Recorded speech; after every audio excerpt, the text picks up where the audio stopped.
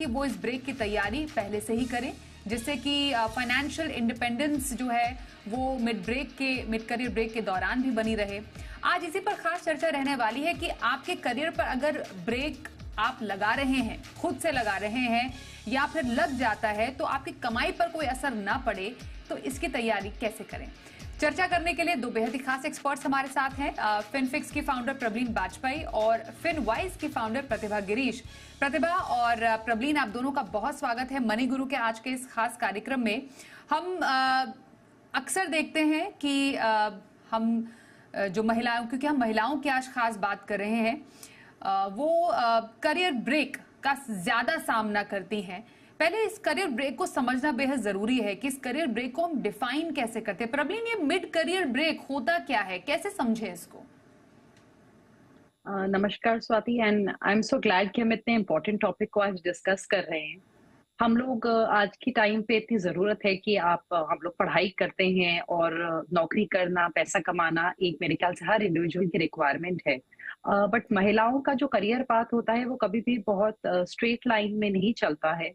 And mid career break चाहे कोई पुरुष ले चाहे महिला ले, अगर इसको हमें डिफाइन करना हो तो ये वो पीरियड है जो कि कुछ महीनों का हो सकता है, सालों का हो सकता है, जब आप एक्टिव वर्कफोर्स से बाहर हैं। यानी कि आपने अपने करियर के एक डिसेंट लेवल तक पहुंच के आप अपने करियर को थोड़े टाइम के लिए छोड़ रहे हैं।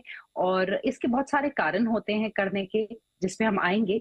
बट बेसिकली इसको हम डिफाइन करेंगे कि आपने अपने एक्टिव करियर से एक ब्रेक लिया है। एंड स्वाति, ये सबैटिकल से डिफरेंट होता है। सबैटिकल वो पीरियड होता है जब मान लीजिए कि मैंने और मेरे एम्प्लॉयर ने आपस में हमने एक डिसीजन लिया है कि मैं एक सबैटिकल पे हूँ फॉर 6 मंथ्स या 1 ईयर, और जब मैं वापस आती हूँ अपने काम पे तो मेरे को वही पोजीशन ऑफर की जाती है, जो मेरी नौकरी है वो बरकरार है। पर जब हम करियर ब्रेक लेते हैं तो ये पीरियड बहुत अनसर्टेनिटी से बिल्कुल घिरा हुआ होता है। बिकॉज करियर ब्रेक का एक तो आपको यूजुअली टाइम पीरियड डिफाइन नहीं होता जब कोई इंडिविजुअल लेता है, स्पेशली महिलाओं के लिए, अगर वो बच्चों के लिए लें या किसी और कारण से।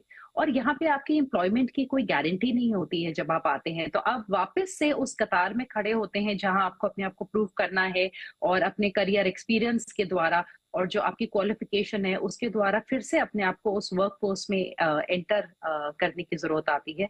सो इसको हम ब्रॉडली करियर ब्रेक कहते हैं। डेफिनेटली इसके लिए प्रिपेयर होना बहुत जरूरी है, बिकॉज इसके बिना आपकी जो एक फाइनेंशियल सिक्योरिटी है एक महिलाओं की, वो कहीं ना कहीं थोड़ी सी डेंजर में आती है। बिल्कुल। और प्रतिभा, ऐसा देखा गया जो ये करियर ब्रेक है वो पुरुषों के मुकाबले महिलाओं के कामकाजी जीवन में ज्यादा आता है। क्या ये सही है? क्या कुछ आंकड़े हैं जो इसकी पुष्टि भी करते हैं कि जब करियर ब्रेक लेने की बारी आती है, मानिए एक घर में, क्योंकि देखिए करियर ब्रेक दो तरीके से हो सकते हैं, एक वॉलंटरी होता है और एक वॉलंटरी नहीं होता है। आप खुद से करियर ब्रेक लेना चाहे तो वो किसी रीजन से हो सकता है कि आपका पॉजिटिव कोई आपने प्लानिंग करके रखी है, आप उसके प्लानिंग के तहत लेते हैं। एक होता है कि आपको कई बार सर्कमस्टेंशियल सिचुएशन में आके या कई बार मजबूरी में आके करियर ब्रेक लेना पड़ता है। तो ऐसी जब मजबूरियां होती है, इस वाले करियर ब्रेक वाले ऑप्शन में क्या महिलाओं की लाइफ में ज्यादा ये आती है situation as compare to males? Absolutely Swati, ये एक रोल डिफाइन किया जाता है, और हमारे सोसाइटी में वुमेन जो है वो प्राइमरी केयर गिवर्स है।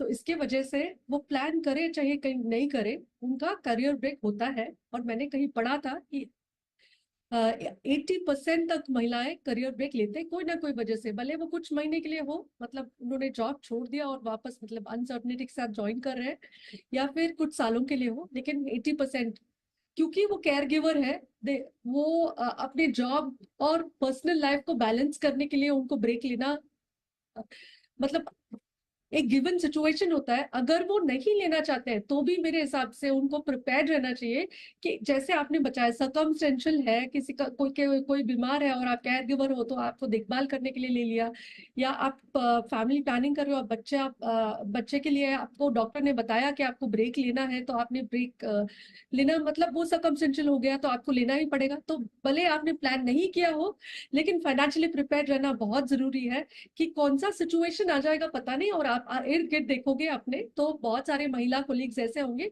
कोई ना कोई कारण वो ब्रेक ले रहे हैं, और जो वेल प्रिपेयर्ड रहते हैं वो हैप्पी भी रहते हैं। बिल्कुल। अब ये जो वेल प्रिपेयर्ड या प्रेपरेशन वाले जो करियर ब्रेक्स होते हैं, इसको पहले समझते हैं। मुझे ये बताइए प्रबलीन, जो आप करियर ब्रेक जिसको आप प्लान करते हो महिलाओं में, जैसे मैटरनिटी प्लान है, या फिर आप अपने स्किल को अपग्रेड करना चाहते हैं तो उसके लिए आपको पढ़ाई करनी है, कोर्स करना है। जैसे आपने कहा था कि कई जो एम्प्लॉयज होते हैं वो सबैटिकल लेते हैं, वो एक ब्रेक ऐसा होता है कि वापसी में आके आप उसी पोजीशन पे ज्वाइन कर सकते हैं। लेकिन कई बार आप सोचते हैं कि मैं ब्रेक ही ले लूं, और क्योंकि मुझे स्किल अपग्रेड करनी है तो इसलिए मैं बाद में एक बार फिर से ज्वाइन करूंगी। तो ये जो प्लान्ड वाले जो करियर ब्रेक्स होते हैं, इनको फाइनेंशियली इसकी तैयारी कैसे करनी चाहिए? जी। प्लान्ड वाले करियर ब्रेक्स तो मेरे ख्याल से स्वाति वैसे औरतों की और महिलाओं की लाइफ में कंपैरेटिवली कम है, बिकॉज जो आंकड़े हैं वो में ये बताते हैं कि 73% वुमेन जो हैं वो चाइल्ड बर्थ के बाद वर्कफोर्स को ज्वाइन नहीं कर पाती। जैसे अभी प्रतिभा ने बताया कि 80% वुमेन अपने करियर में ब्रेक्स लेती हैं, और आई थिंक हम तीनों यहाँ शो पे हैं और अपने अपने एक्सपीरियंस से ये आई थिंक हम तीनों बता पाएंगे कि डेफिनेटली ये हम सब ने ये परिस्थिति देखी है जब आपके बच्चे होते हैं, दैट इट गेट्स डिफिकल्ट। आपने चाहे अपनी मेटर्निटी प्लान भी की हो, तब भी इसको इस चीज से कोप अप करना डिफिकल्ट है।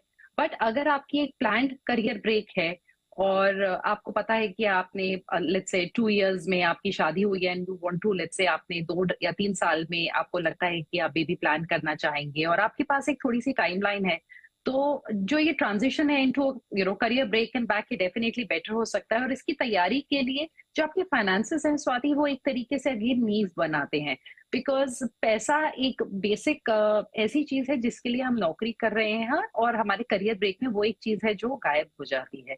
अगर हम अपनी मेटर्निटी लीव ले रहे हैं तो ये इम्पोर्टेंट है कि हम थोड़ा सा पहले से अपनी सेविंग्स को एनहांस करना शुरू करें शुरुआत से ही। कि हमने अगर 6 महीने की आपको मेटर्निटी लीव मिलती है, पर अगर आप कल को उसको एक्सटेंड करना चाहें तो आपका जो पैसा है जो आपके रेडी यूज के लिए है वो डेफिनेटली हायर होना चाहिए। इसलिए हम कहते हैं कि महिलाओं के पास जो एक कंटिजेंसी फंड है उसका जो अमाउंट है वो कम से कम 2 साल के खर्चे के बराबर होना चाहिए as compare to a man. उनके पास 6 महीने से 1 साल का खर्चा भी चल जाता है, महिला के पास कम से कम 2 साल का होना चाहिए। और मेरे ख्याल से जब आप मेटर्निटी प्लान करते हैं तब तो ये फिगर आपका 3 साल तक का भी जा सकता है, ताकि आपको, अगर आप चाहते हैं कि आप बच्चे के साथ ज्यादा टाइम स्पेंड कर पाए, तो भी आपके जो एक बेसिक जो आपकी फाइनेंशियल प्लानिंग है, आपकी इन्वेस्टमेंट्स जा रही हैं, आपके कोई ईएमआई जा रहे हैं, वो हैम्पर ना हो। उसके अलावा स्वाति मेरे ख्याल से एक बहुत इंपॉर्टेंट चीज है जो पैरेलली हम फाइनेंसेस के साथ देखते हैं कि आप फ्लेक्सिबल वर्क ऑप्शंस ढूंढ सकते हैं, कि क्या आप अपनी करंट कंपनी में ही पार्ट टाइम कुछ ऑनलाइन काम कर सकते हैं। ये क्या ऑप्शन है जो मैंने एक्सप्लोर किया था when I went on maternity, and for a very long time I did that. तो ये मेरे ख्याल से अच्छा ऑप्शन है, बिकॉज आपकी थोड़ी सी कंटिन्यूटी बनी रहती है वर्क के साथ, एंड चाहे आप कम कमा रहे हो पर आपका एक मनी का इनफ्लो बना रहता है। उसके बाद क्योंकि हमें पता है कि बच्चों के बहुत खर्चे होते हैं, तो आपको थोड़ी सी प्लानिंग उस चीज के लिए भी शुरू करनी है कि जब आपका बेबी होगा तो आपके खर्चे बढ़ेंगे, तो आपको एक अलग फंड बनाना चाहिए जहां पे आप एक चाइल्ड केयर कॉस्ट को इनकर कर सकें। और वहीं पे अगर आपको कल को let's say house hold help की जरूरत है या आपको क्रैश की रिक्वायरमेंट है, उस तरीके के एडिशनल खर्चों को आप बेयर कर सकें। एंड यहाँ पे आपकी लॉन्ग टर्म सेविंग्स जेप्रोडाइज ना हो, इसके लिए अगेन आपकी बकेट्स बनी हुई हो। और इस सारी चीज की जो एक, अगर मैं इसको एक कैप्सूल में स्वाति बोलूं, तो इसकी शुरुआत इसी चीज से होती है कि आपको शुरुआत से अपनी प्लानिंग करनी है एज अ लेडी।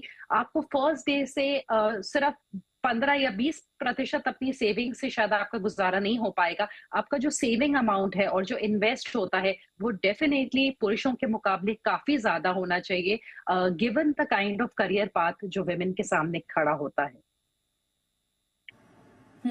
और देखिए, ये तो बिल्कुल आंकड़ों में भी जग जाहिर है कि जेंडर पे पैरिटी जो है वो वर्ल्ड वाइड बहुत ज़्यादा इम्बैलेंस्ड है।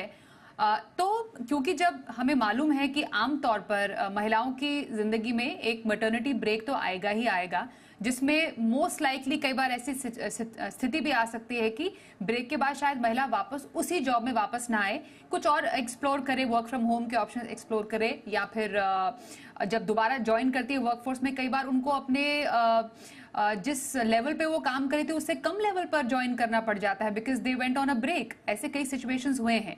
तो क्या इसकी तैयारी प्रतिभा पहले से ही एक महिला को कर लेनी चाहिए? जब वो नौकरी की शुरुआत करती हैं तो माइंड में एक मैटरनिटी ब्रेक का गोल भी क्या ऐड कर लेना चाहिए? एब्सोल्युटली मैटरनिटी ब्रेक का गोल रहना चाहिए।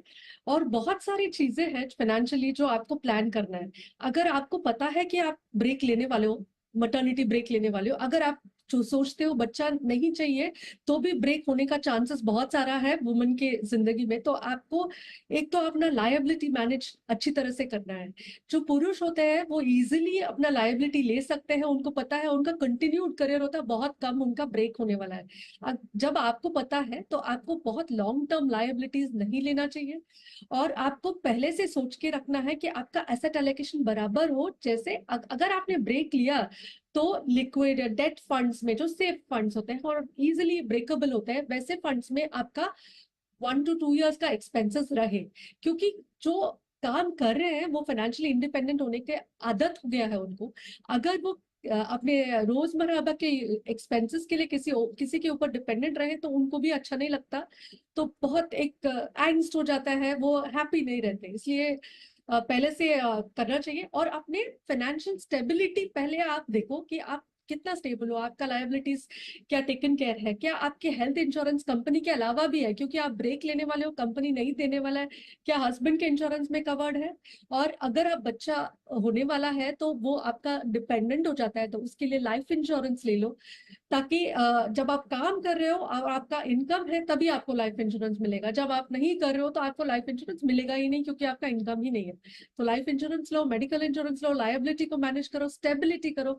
तो थोड़ा बहुत अगर उसको पुश भी करना पड़े ब्रेक को 6 मंथ से, इफ यू प्लानिंग, तो आप स्टेबल होने के बाद अपना ब्रेक ले, और ये सब प्लानिंग करने के बाद।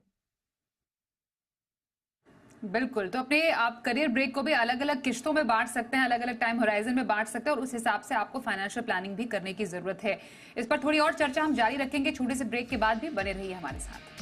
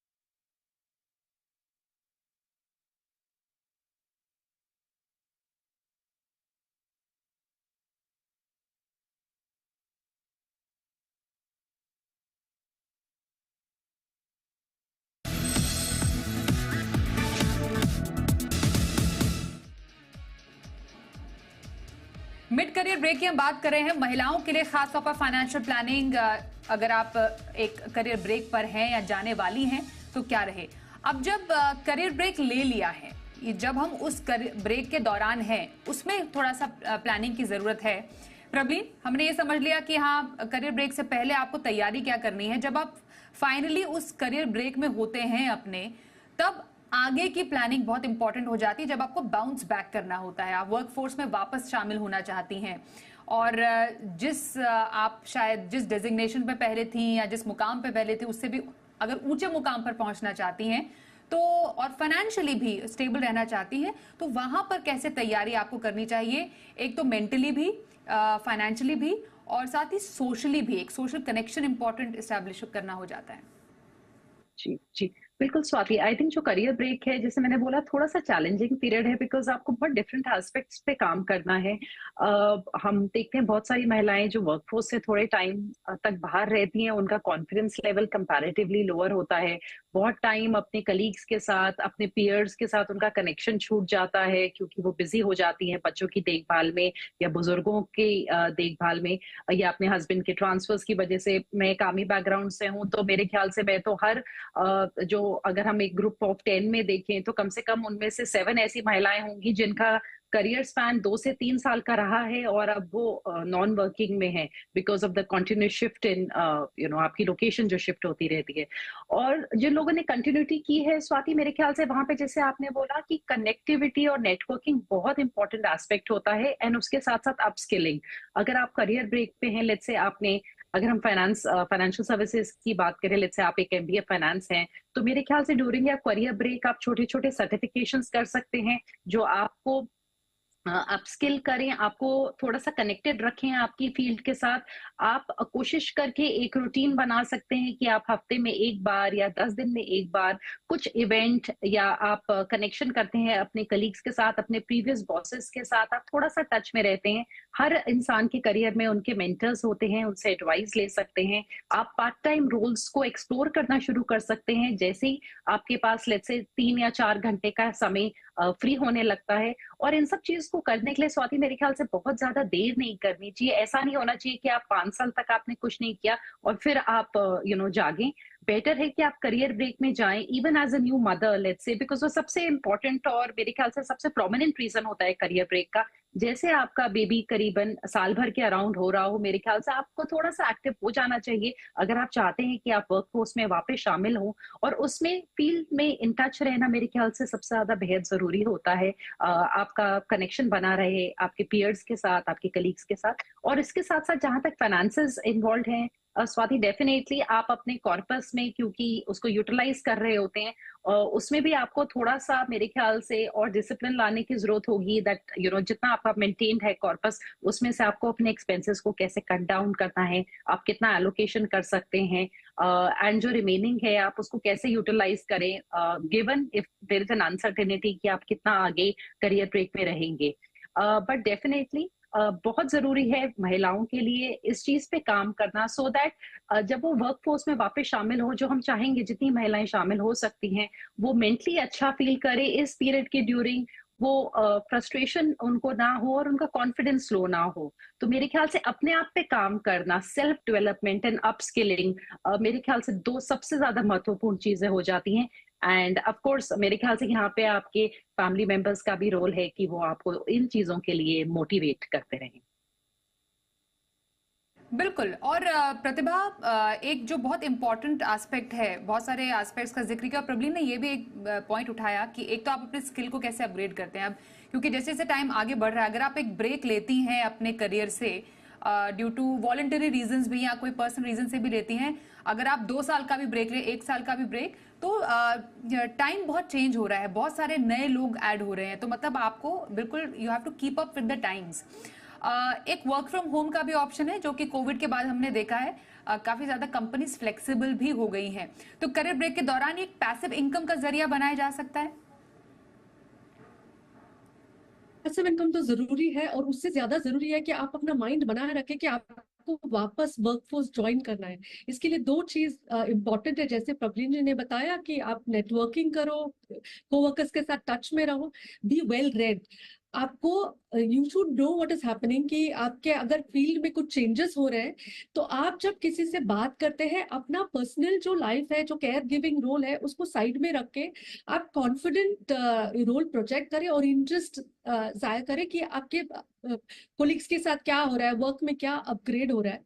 और जब आपको पता चल रहा है कि कुछ तो हो रहा है, मतलब जैसे कोई डिजिटल मार्केटिंग आप कर रहे हो, कुछ नया चेंजेस आया है, कोई नया सोशल मीडिया आया, तो आप तुरंत थैंक्स टू अपग्रेड जैसे कोई एप्स में आप इजीली घर बैठे बैठे अपने आप को अपस्किल कर सकते हो। अपस्किल करना बहुत जरूरी है, महिलाओं के लिए भी, पुरुषों के लिए भी। अगर आप थोड़ा टाइम निकाल के फिजिकली वर्कशॉप्स में अटेंड कर सकते हो तो करो। और जब आप कॉन्वर्सेशंस करते हो तो वेल रेड रहो और पता करो कि क्या हो रहा है, तो ताकि आप वो इंप्रेशन भी दो लोगों को कि आप सिर्फ अपने फैमिली पे कॉन्सेंट्रेट नहीं कर रहे हो।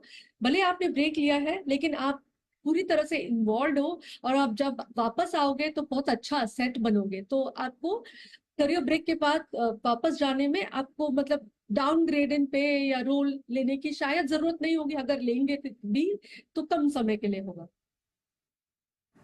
बिल्कुल, तो तभी तो हम कह रहे हैं करियर पर ब्रेक है पर आपकी कमाई पर नहीं। तो इसलिए कुछ फाइनेंशियल विकल्प बता दीजिए प्रवीण, वेरी क्विकली आपकी तरफ से। कौन से निवेश के विकल्प महिलाएं देखें ऐसे टाइम पर? फिर प्रतिभा, आपसे भी यही सवाल होगा। जी स्वाति, मेरे ख्याल से जब हम करियर ब्रेक की तरफ अप्रोच कर रहे हो, बहुत जरूरी है, जैसे मैंने बोला, कि आप 2 से 3 साल का पैसा बिल्कुल एक्सेसिबल रखें, जो आपके पास लिक्विड फंड्स या आर्बिट्राज में होना चाहिए, जहाँ पे हम कोई रिस्क नहीं उठा रहे हैं, पर आप उस पैसे से निकाल के अपने खर्चे कर सकते हैं। आपकी कोई ईएमआई जा सकती है या आपकी इन्वेस्टमेंट्स कंटिन्यू हो सकती हैं।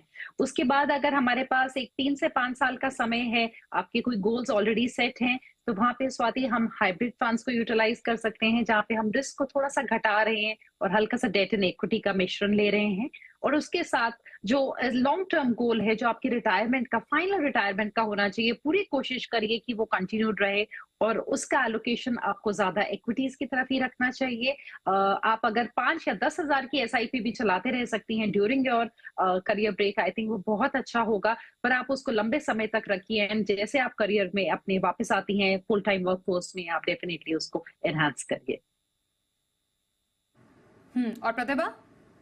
एक और चीज का ध्यान रखना है, क्योंकि आप अभी आपका टैक्स ब्रैकेट बहुत कम होगा, तो ये नेचुरल टेंडेंसी है कि वुमेन बोलते हैं कि डेट सारे इन्वेस्टमेंट्स जो है, इट्स बेटर टैक्स प्लानिंग की सारे डेट इन्वेस्टमेंट्स महिलाओं के नाम पे होती है और जो इक्विटी इन्वेस्टमेंट है वो पुरुषों के नाम पे होती है। मैं तो बताती हूँ कि हाँ, डेट इन्वेस्टमेंट जरूर आपके नाम पे कीजिए, लेकिन इक्विटी का भी ध्यान रखिए, क्योंकि आप जब 3-4 साल बाद वापस इन्वेस्ट करना स्टार्ट करोगे तो एसेट एलोकेशन मिक्स चेंज हो जाएगा, आपके पास ग्रोथ एसेट्स नहीं होगा और बड़ा कॉर्पस बनाने में बहुत दिक्कत हो जाएगी। शॉर्ट टर्म में yes you will have tax advantages, लेकिन लॉन्ग टर्म का एक फोकस लॉन्ग टर्म पे भी रहना चाहिए, और इक्विटी भी आपके नाम पे होना चाहिए। सिर्फ डेट से नहीं काम चलेगा। ऐसा मत करो कि सारे हस्बैंड के नाम पे इक्विटी और वाइफ के नाम पे डेट। तो ये कुछ तैयारी करने की जरूरत है। करियर ब्रेक तो हर किसी की जिंदगी में आता है, पर उसको आपको प्लान करने की जरूरत है। और उस करियर ब्रेक के दौरान आगे की जो निवेश प्लानिंग है उसको भी दुरुस्त रखने की जरूरत है। इस पर चर्चा की आज हमने। धन्यवाद करेंगे प्रवीण और प्रतिभा, आप दोनों का हमारे साथ इस चर्चा में शामिल होने के लिए। रुकते हैं ब्रेक के लिए, बने रहिए हमारे साथ और देखते रहिए जी बिजनेस।